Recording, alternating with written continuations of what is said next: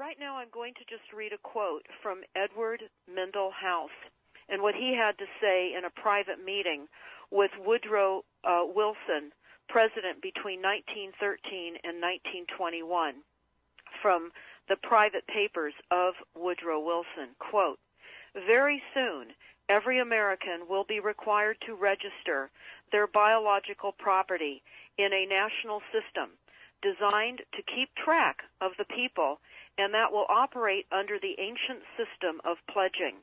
By such methodology, we can compel people to submit to our agenda, which will affect our security as chargeback for our fiat paper currency.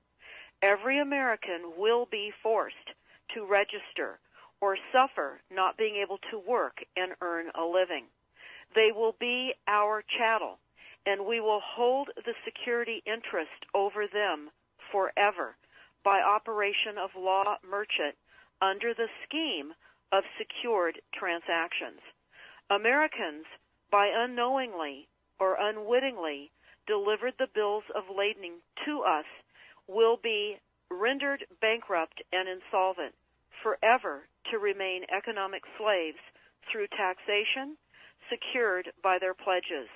They will be stripped of their rights and given commercial value, designated to keep us a profit that will be none the wiser. For not one man in a million could ever figure out our plans, and if by accident one or two would figure it out, we have in our arsenal plausible deniability.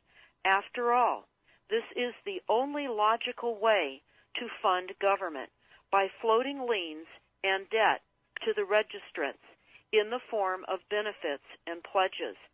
This will inevitably reap us huge profits beyond our wildest of expectations and leave every American a contributor to this fraud, which we will call social insurance. Without realizing it, every American will insure us for any loss we may incur, and in this manner, every American will unknowingly be our servant, however begrudgingly. The people will become helpless without any hope for their redemption, and we will employ the high office of the President as our dummy corporation to foment this plot against America.